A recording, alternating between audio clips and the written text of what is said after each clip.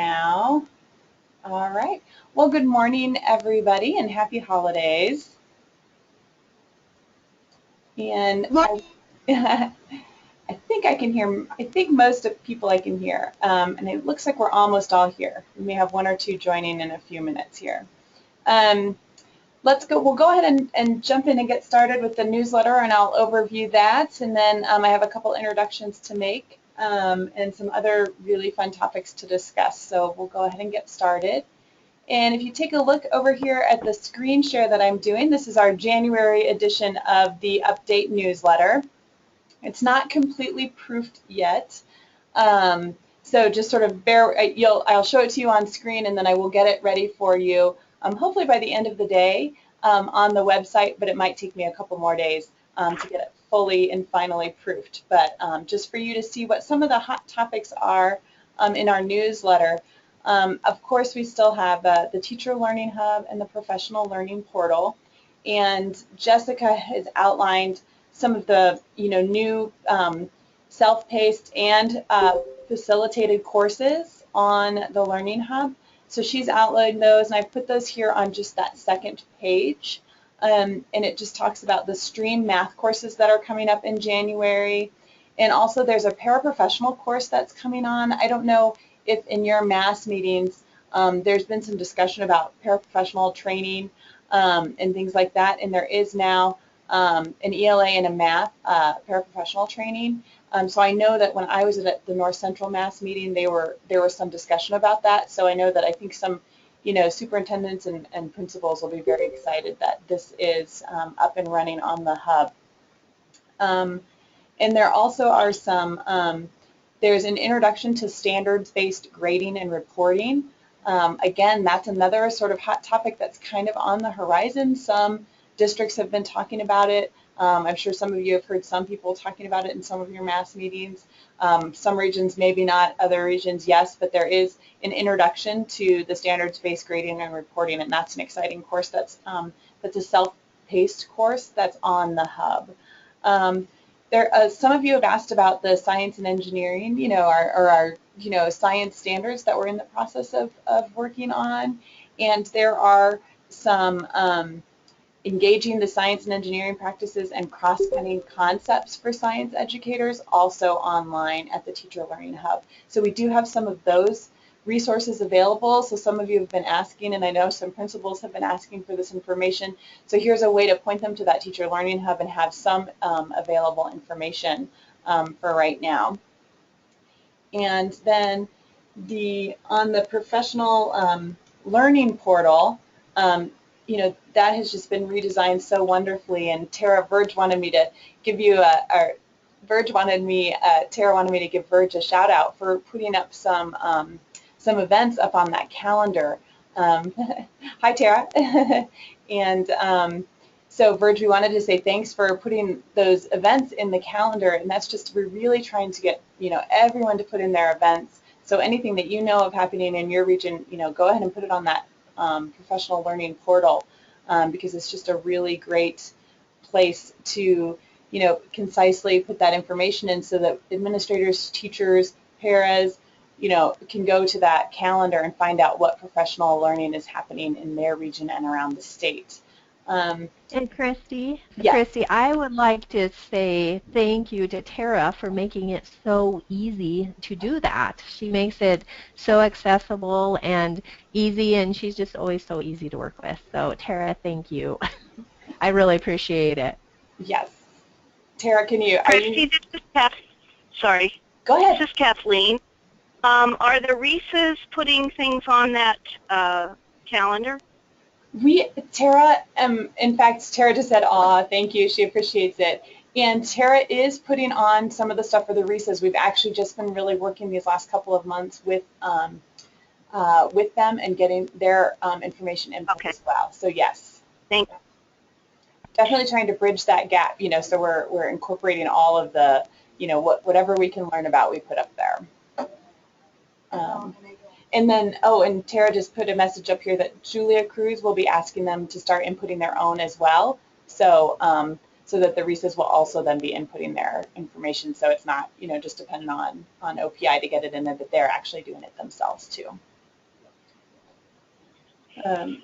And so when you get the newsletter, go ahead and take a look at some of the updates for the, for the professional learning portal. Just, I think it was, as you're saying, Tara has made it so much easier to get information, to find information, and to input the information. And we're constantly doing little tweaks and updates. And I think the last few weeks, it's been running really, really smoothly. And we've really worked out a lot of the kinks, and that's exciting. It's really starting to work really smoothly. Christy, yeah. This is Pat. Could I ask, Sarah, are you able to see who's going on from the standpoint of districts? Because I was thinking about doing a presentation at my next math meeting to make sure that the superintendents, kind of click on it, et cetera. So I don't know. You can see cities, but not districts. Okay. Thank you. Yeah. And I know, Tara, we're just working with the tracking tool to get that information. And Tara said she's going to share an analytics sheet that she just got, so you can see what information we can actually pull from that. So, and then another reminder from Tara is the Picture Story link.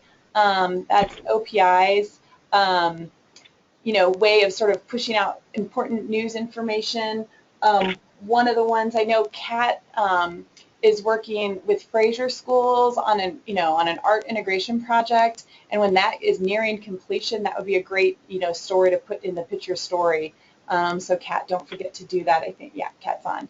But that's a good example of maybe a Picture Story idea. So we want to make sure that anything happening in your region, schools, integrating arts curriculum, or some of the schools that are really working on writing across the curriculums, anything like that that you think should be highlighted, go ahead and pitch the story.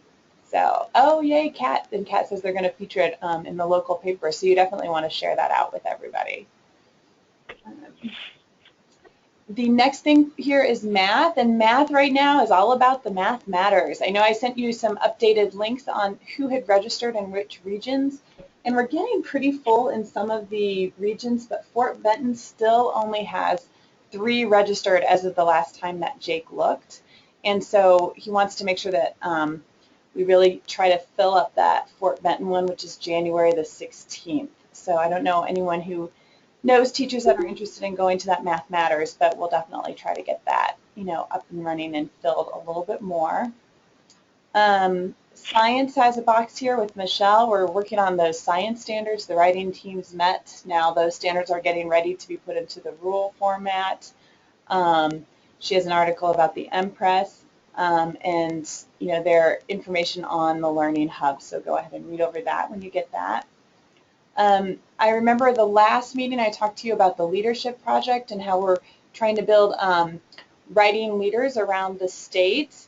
And thanks to Eliza, we have our acronym, the Writing for Learners and Leaders. Oh, I think it's Writing Education. I forgot to put that there, but we're going to call it WELL for now. And we have our first kickoff event happening in Glendive for that on Saturday, February 20th. So we're getting that kicked off. And so this will be the first event out, and then I'm going to be starting to reach out to all of the liaisons and try to get this also going in other areas. I was able to get some money for stipends for up to 20 teachers for this particular event, and I'm working on getting more funding so that I can get more of these events going. But this is really exciting. February 20th, when the Leadership Summit team met, we identified that eastern part of Montana is really needing to get a presence to start building professional learning and collaborative communities and leadership out there. And so I'm really excited that this can happen in Glendive. So we're getting that kicked off, and the information will be here in the newsletter for that as well. And there are the digital blasts that Collet does through the teacher librarian are also available on the Teacher Learning Hub. You can get renewal units for those, well, teachers can. And then she's also the one who posted the standards-based grading. Christy, Yeah. can we go back to the WELL for a second? Yes. First of all, that's really exciting. But when we share this information at our mass meetings, yes, what is going to help determine where you hold these the well courses? So Would it be something that, you know, if would we encourage superintendents to give us feedback if they feel like that's something that they could really benefit from? yes, Or how is that going and to work? have a place to host, like a superintendent or a district that would be willing to, open the school for a day to host. That would be really helpful. My biggest hang up in just planning is really the funding right now for the stipends. I just don't have the funding for the stipends, and was able to scrape together some funding for this particular event, but I'm trying to get, I would like to replicate this 3 or 4 times around the state in different areas. And so I think, Verge, I think that was you asking, if you've got some interest in some schools that would come together in your area, then we would want to get jumping on that. And as I get the money for that, then we would try to go into that area. The leadership team really identified sort of the eastern part of Montana as being a real focus area for us. And just reaching out, we just feel like that's an area where teachers don't have a lot of collaboration, don't always feel a lot of support, feel sort of isolated, and we're trying to bridge that isolation. So that's where we've sort of started focusing in that area, but that doesn't exclude the rest of Montana. We want to be inclusive as well. Does that sort of answer the question? And it will all depend on money. I'm working as hard as I can to get enough money to really be able to plan these out, and hopefully that will happen soon. Okay, nope, that does. That helps. Thank you. And let me just make sure. I think you've all been great about completing the mass reports, or if you're running a little behind, popping me an email and saying, hey, I'm a little behind, but I'll get you that report. And keeping me informed on the hot topics, and, calling me if there's something we need to talk about. So I appreciate that. Just keep that up. And I wanted to introduce Diana Knudsen, who's on the line here. Hi, Diana. And she is going to be, we finally have someone to cover the Highline for us. I don't know, that we've not really had someone up in the Highline. And so Diana works with the Golden Triangle Curriculum Consortium.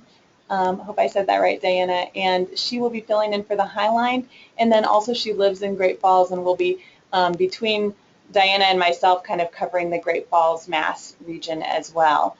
So let's welcome Diana. I don't know, I can't hear you, Diana, but we're saying hi. And another quick event that's sort of trying to bridge teachers across Montana. I have some teachers in Billings at Skyview High School who are starting an online professional learning community. And our first meeting is going to be January the 13th at 3:45. It's going to be sort of an online meet and greet for writing teachers across Montana. And I'm going to host it on this GoToMeeting format. And this will also be in the liaison, in the newsletter. When you get the newsletter, the information for that meeting. And so encouraging, principals to encourage their writing teachers to join. And it's just a way, it's going to be a monthly meeting. They're going to do the meet and greet first, and then they may decide to have some topics or some special guest speakers, or maybe having everyone read a book and come together and do a book talk. But it's just a way of building a community across Montana.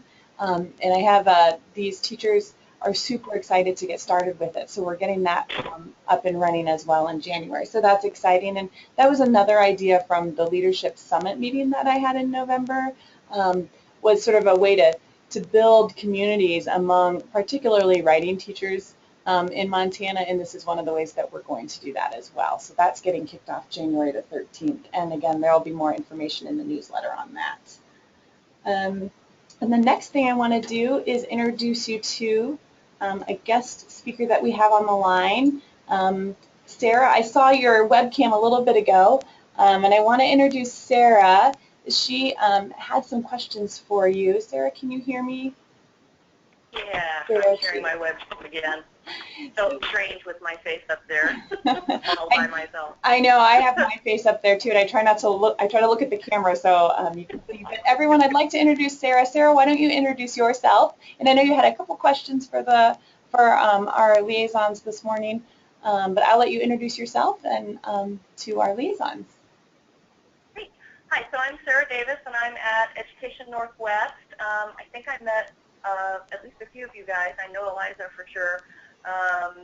last year when I did the first round of the Montana Math Matters, and we're getting ready to kick off again, January in Montana. What could be more fun? So you may be getting distress calls from me because I've never driven in the snow before. So I'm going to get everybody's phone numbers to know who's close to where I'm going to be. Absolutely. Could be interesting. Anyway, my background is predominantly mathematics. I was at the College of Charleston previously, and I worked in Singapore for 6 years that ended in 2012. Worked a lot with pre-service teachers, and I've taught elementary, middle school, and high school mathematics and general education and special education. So I like to do a little bit of everything, but my predominant focus is mathematics. So that's a short version of me. And then in terms of questions, Aurora and I didn't touch base on that, and so for me, my big thing would just be, if you guys can help get the word out about the Math Matters. I think in Plains right now, there's only 10 people signed up, and so it would be great if we could get a few more teachers at that. And then the big general question that I would love to get some feedback on is, what are the types of support that the administrators need to both support their math teachers and to evaluate math teachers if they're teaching with these new practices? And so that's my kind of one big question that if there is a few minutes for people to share ideas, I'd love to take some notes on that. Sarah, this is Pat Balsley, and my background is math. In fact, I retired to Montana from Baltimore County, Maryland, as the pre-K to 12 math director. And I'm finding that when I go out to schools, as you know, administrators, the majority of administrators do not have that math background. And so having the support for the math practices is probably the easiest place to start, because that is something they understand from the habits of mind kind of thing, and right, rather than concentrating on content. And so there are tools out there, as you probably know, and you may have already developed some as well, that relate to a checklist kind of tools for what do you expect to see teachers doing, what do you expect to see students doing if this math practice is being done, etc. And I work with Lisa Scott in a program called Aspire, and we've developed a tool that for observing math practices. So I think that's the biggest thing, is just to be able to have them have something in their hand that's tangible, that when they go into a classroom, they have a picture or a vision of what they should be seeing from the standpoint of students and teachers. So that's my first thought. I have many thoughts on math, but I won't dominate the conversation. And I would say that while you were saying that, Pat, I was typing that exact same thing, is so that admin knows what it looked like before, what it looked like after, and kind of what things didn't change. Because there are just a few things that, they should still see happening that aren't past practices, but are more promising practice. And then I saw where Kim Stanton said the same thing with ditto with Eastern Montana admin. So I almost picture like a Venn diagram of some sort of, this is what it looked like before, this is what it looks like after, and these are some of the common things that you may see that were both past and present that haven't changed. But a lot of them, like Pat said, just to reiterate that, they may not have the math teaching background, and so sometimes they get intimidated in a high school math classroom with the content, but really they don't need to know the content to recognize best practices. The other thing, this is Pat again, the other thing is I'm starting to, as I'm going out there, and I did something in Grass Range for Sheila Levada, and a lot of the school districts here, I would say the majority of them, have at least paid attention to what the Montana Common Core standards are in mathematics, what they should be doing, they're paying attention to their resources, etc. But the thing that I'm not finding is they're not making the instructional shifts. And I think that what administrators may also need to know is how do you support your teachers making those shifts? And that is going deeper, really looking at the resources. We've been trying to work on this in Montana in the math community for a number of years, and that's, you know, Sarah, you'll see, yeah, exactly. And you'll see when you heard Christy talking about the courses on the Teacher Learning Hub, and you might have seen Stream, that's another project in Montana that's really trying to help the teachers go to that next difference. But although we feel like we've, you know, made a difference for some teachers, it's a drop in the bucket for the majority of math teachers across Montana. So I think administrators need to understand that they have to gently keep on pushing their teachers down the shift of instruction.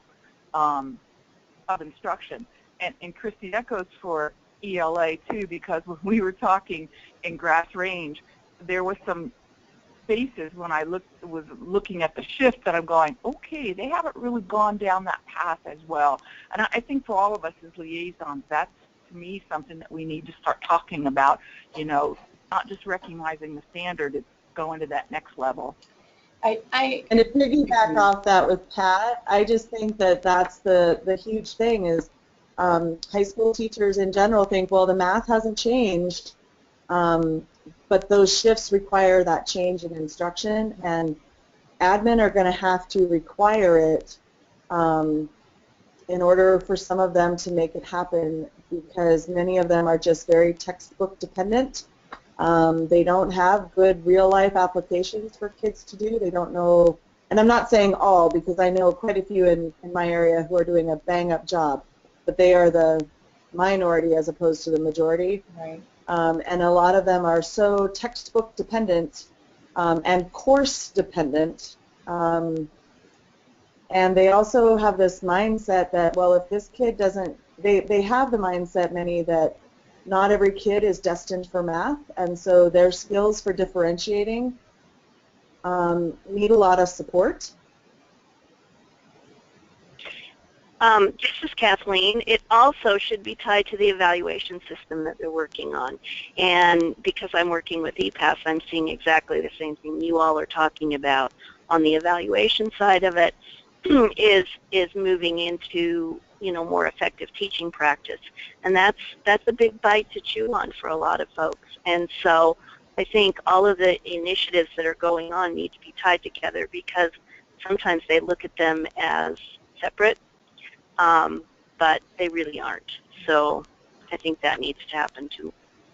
Could you say a little bit more about what's going on with EPAS? That's one of the connections I'm in the process of trying to make. Having looked at, so my only access has been basically what's online, but it follows pretty closely to the Danielson framework, and the problems I was seeing was that it would say things like students are engaged, but then not give adequate information as to what does that engagement look like. Correct. And yeah. The difference between engaged and learning, and so how is EPAS hoping to evolve from your perspective? Well, I think EPAS, what you have to remember about Montana is it's a bit unique in that it's not like other states that are mandated. And so districts have the choice to adopt, adapt, or align their evaluation systems. They can look at the Danielson framework and adopt it in its entirety, or they can align what they're doing, or they can have something completely different, like Troy is doing something completely different. But what it has to be tied to is the accreditation standards for the continuous growth model, whatever that means. And so schools who are changing their evaluation model right now are just in the initial stages of even understanding a framework and what a continuous growth model looks at. And I know one thing that there's a training coming up in February on deeper understanding. And, you know, first of all, you have to get the awareness out there, and then second of all, you need to teach what that really means. And so, for example, you're exactly right when you're talking about engagement. So you have to understand engagement first of all, but then you have to go deeper and say, what does that mean for my practice, and how does that tie into the whatever framework I'm using and whatever evaluation I'm using. And the good thing about Montana and the frustrating thing about Montana is there's no mandated way to do it. So we've got people all over the board, you know, districts all over the board on what they're doing. Christy, could I ask a question? I'm going to go back to the math for a minute. Sure. This is Pat. I just saw yesterday that Denise Juneau said that the high school assessment will no longer be the Smarter Balance for math, but ACT. Right. And I get a little worried just from what Eliza said, which is so true, is that our teachers are so course dependent at the high school level, et cetera. And Sarah, this might be something that you might be tuned into for Math Matters, is that we worked really hard the past couple of years to get them to change their content as it relates to the standards. And this is going to set us back unless people get a better feel that ACT has actually changed and is related to Common Core a little bit more. So if there's a possibility that you might be able to provide for the liaisons some professional development, I don't know what we would call it, or at least information about ACT, what we should be sharing. I'm just so worried, as I read that yesterday, that our high school teachers are going to go, oh, yay, good. I'm just going to go back to what I did before in algebra, geometry, and algebra 2. And, you know, that was really, you know, I got a little nervous stomach yesterday looking at that, because that was holding their toes to the fire. Right, and I did see. Yeah, I definitely can look that up. Yeah, and I think that's a great idea, Pat, to bring forward some more information on ACTs that, you know, like messages that we should be bringing back as far as, you know, adjustments to the ACT, you know, that will be happening, and to then keep encouraging these best practices and, you know, Common Core aligned teaching practices. And the same for English language arts, in the sense that I always get worried. Part of the problem and part of why writing has sort of stagnated across the state, and why I have such a push to writing, is a lot of this test-taking anxiety that we've crunched down the time. So when you're talking about like best practice instruction, what do instructional practices look like? Well, writing is a process, and it takes time, and you have to give students and teachers time to work through this process. And when teachers have this testing, you know, sort of umbrella on top of them, they feel a time crunch, and it compresses their time, and they don't let that process happen the way it needs to happen for students. And so, you know, in a similar way with math processes and procedures, I mean, I think that we definitely need to talk about that. So Pat, that's a great idea, and I'm gonna bring this. Jake is, you know, out of the office for the holidays right now, but this is something he and I can definitely work on together to get out, so that you have information to bring out to the mass meetings, and that then, you know, even on the Learning Hub, maybe we can create a sort of, you know, ACT 101 course or something like that, to start to address that need. Sarah? Oh, I'm sorry, Sarah. This is Burge, and I would like to make one other suggestion about as far as helping the administrators know what the teachers, you know, what it should look like for teachers. We also in Montana have a really unique situation where a lot of times we have schools that have no administrators within them, and it's a county superintendent taking care of however many rural schools. Like in Beaverhead County we have 8, and they may only see their superintendent once or twice a year. And again, this is something that even last year I talked to the teachers in the rural schools, and I have so many teachers that are still not sure what they should be doing differently or how it should look. And so thinking of the e-pass, and that the, you know, whole, it's saying, look for this, or, to see if you're changing your instruction. If there was something that we had to help these teachers that are basically by themselves and they're their own administrators, and maybe some kind of check sheet or some, and I know there's a lot of, there's the videos out there to help teachers and stuff, but what it comes down to for a lot of these teachers is time.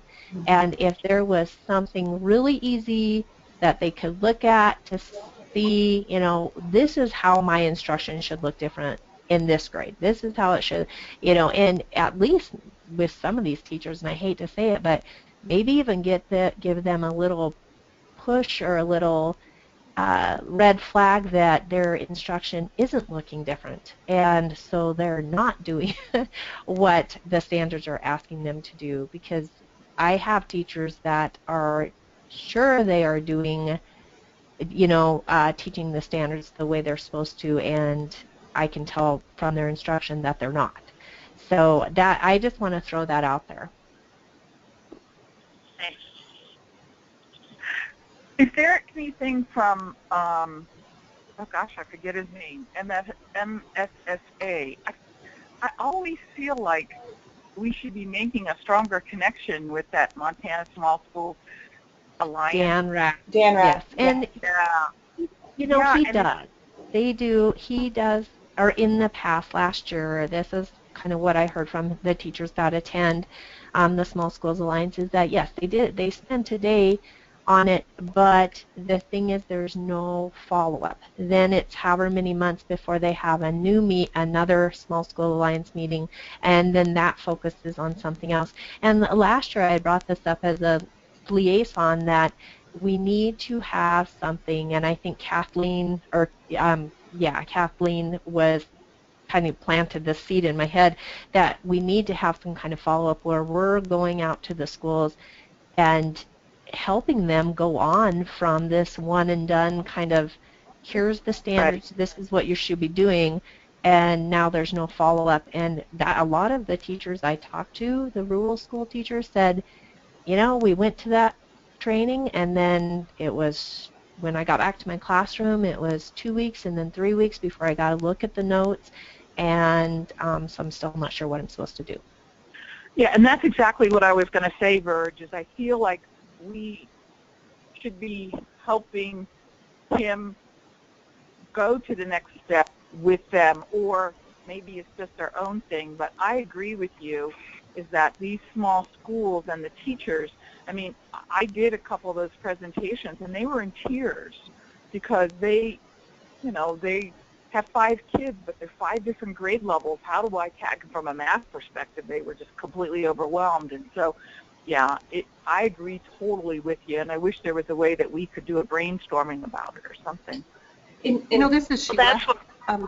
That's why we tried to do the online thing, but that was really hard to get anybody to tie into. This is Sheila, and I work with a lot of those central region schools, those real small schools that Pat's talking about. And Pat, thank you so much for going to Grass Range.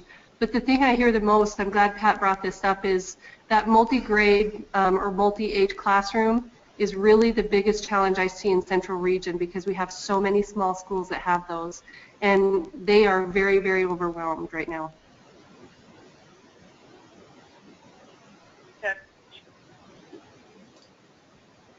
And I think that's just, again, that's something that I know that we are trying really hard to, particularly when I think about the writing project, but even, with math, not doing the one and done, to build these supports, and what are the best ways to build supports for our teachers so that they don't feel not supported, that they feel they have a direction to go, and that they don't go to a workshop and then, looking through their notes and not really sure where to start, and how can we support them, particularly ones that are isolated and working in those multi-age groups. And of course, there's so far no $1 million answer, but I do feel like there are things that we can do, and we need to keep doing them. Christy, part of the problem, I think, is funding also, because Dan Rask is only part-time.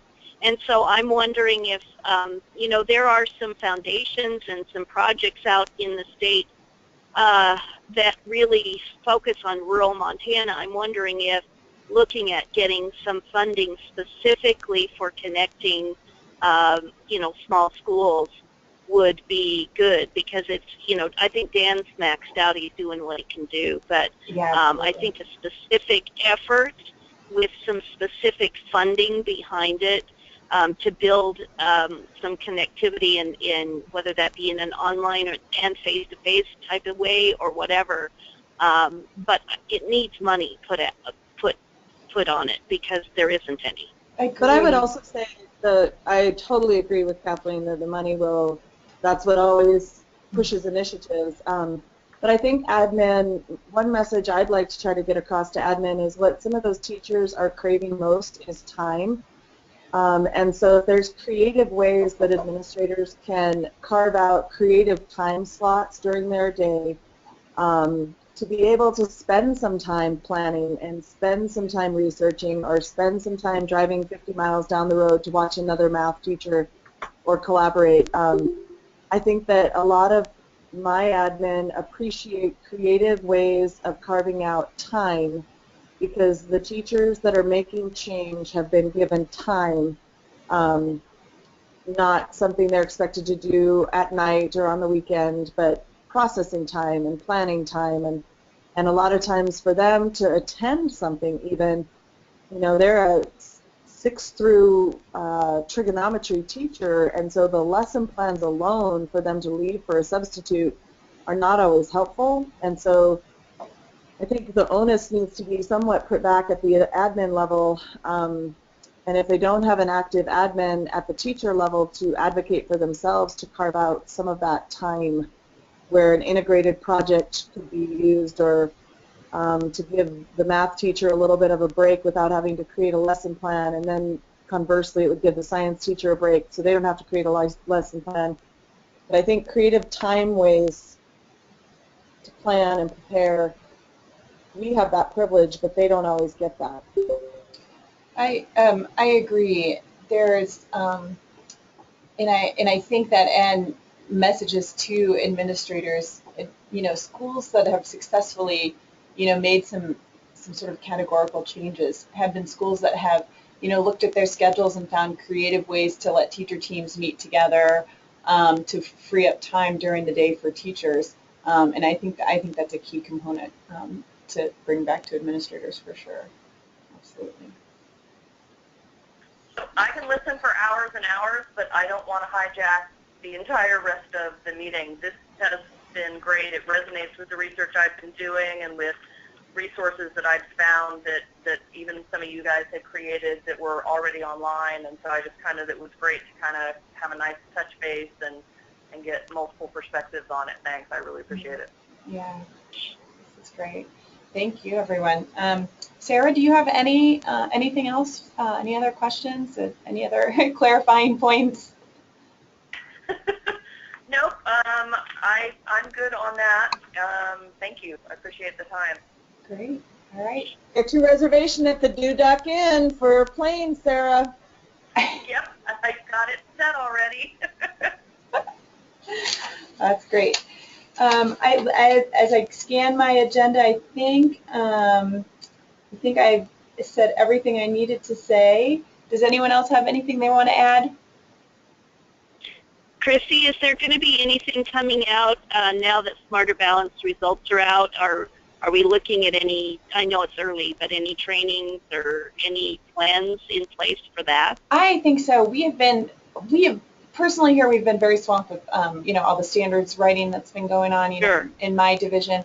I know that, one of the things that we want to do now that the data has been released is look at that and start to think about how, what that looks like for Montana, what it means, what data we can actually use that might be able to inform instruction. This first year is tricky, and it's going to be hard to actually use that data to analyze anything, I think. But at least I think one thing we'd like to do is for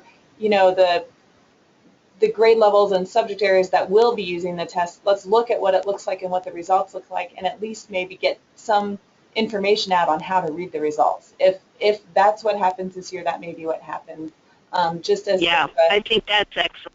yeah. That would be excellent. And so I think that's exactly where we're going to be going with that this year. And again, that may be where the hub comes in, and we'll do some of those sort of basic, here's how to read the data, information on the hub. Christy, send anything to me as well, because I've been playing with the Oregon and Washington data for a couple of months now, and in the way that at least the testing agency that Oregon and Washington went with, the way the results were released, it really only gave you kind of big trend information and demographic, like how your different demographic groups were going. But then I think some of the results and the fineness of detail that I think teachers were used to from the previous tests are missing. Mm-hmm. And in reality, that's not actually bad, because some of the student growth, the statistics behind it weren't necessarily robust, and so they were putting a number trying to show teacher effectiveness and student growth based on questions that weren't actually designed to look at that. And so while it may be frustrating that Smarter Balance seems to be giving less data, the data that it's giving is actually much more sound and on things that it was actually designed to measure. Right. I don't know if that helps. Right. Yeah. No, that's good. That is good. And important, I think, for teachers and administrators to understand. And it will be up to us to help to get that word out. So that's really important. All right. Well, I think we're kind of wrapping up here, unless anyone else has anything. Oh, I did send out to all of you a little holiday card that had the picture. Has anyone received that yet? It's darling. I'm staring at you all right now. I have it on my desk right now. Our team has just really come together nicely. You know, a lot of us were just hired in this last year, but we've just come together so nicely and are working really well together, you know, integrated across curriculums, which is, of course, what we want to be happening in schools as well. And so we wanted to give you all a little holiday cheer of us here at CSI. But I also included some of the postcards for the Teacher Learning Hub, so in the January mass meetings, to pass those out just as sort of, you know, a hands-on something for administrators so they can take those postcards with them as well. But I wish all of you happy holidays and safe travels. I will be out of the office. Today is my last day. I'm heading back to Chicago to visit family, and then I'll be back on the 4th of January. But I will be checking email, so if you need anything, you have my cell phone is, you know, on my email, and you can email me, so don't hesitate to reach out. But I won't be in the office. So everyone else, Merry Christmas, happy holidays. Thanks, everyone. Happy holidays. Thank you, everyone. Have a good Bye. Christmas. Bye. Bye, Thanks, everybody. everyone. Bye. Happy holidays. And Sarah? Hey, Christy? Yeah. Yeah, no, I just wanted to, I am, as part of some REL work I'm doing, putting together some modules on writing and mathematics. Nice. It won't be done until like June, July kind of time frame, but I believe at that point they'll be posted on the web, so I'll keep you posted on that, so that it'll be kind of that argumentation and math stuff. And any talking in the meantime, because I know that's something you're focusing on, I'm more than happy to share in-process stuff and brainstorm and talk. Oh, Sarah, that's fantastic. That's really great. I will definitely be reaching out to you, and I'm glad to meet you and get to know you. And I wanted to tell you quickly, too, my best friend has spent the last 7 years living in Singapore. Ah! So, What, teaching there? her husband's a professor at Nanyang University on the west side. At Nanyang Technological University? Yep, at NTU. That's where I worked. Oh, no way. Yeah. That's so funny. What department was he in? He's in the English department. What's his name? Brian Bergenaran. Did they just adopt 2 kids? They did, Sega and Laka. Yep. I know them. Talk about a small world. Yeah. It's like, wait a minute. I have friends in the English department. And so yeah. I just want to say something to Kim. I think Kim is still here on the line. And Kim, I just realized I didn't even say that I was working with you on the WELL project. It's clearly on the newsletter, and I realized I didn't even point that out to the other liaison, so I apologize for that. I have a question for you too when you have a second, Christy. This is Catherine. Did my email come through? Bye, everyone. I have not seen one from you. When did you send it? Last week after we got off the phone. But we had some power go out right around the same time, so I don't know if that like interfered with the sending. Yes. Would you mind resending? Yeah, no problem. Because I didn't hear anything from you, I was wondering about it. I sent you an email earlier this morning, so I was like, oh, I wonder if she ever got that. Yes. Would you mind resending it? And then I will reply to you so Yeah. you know I get it. Yeah, no Thanks, problem. Pat. I was just like, what the heck? I've been having a heck of a time. Okay. No worries. I'll resend. Okay, thank you. Okay, thank you. Happy holidays. All right, happy holidays. Bye, everybody. Bye.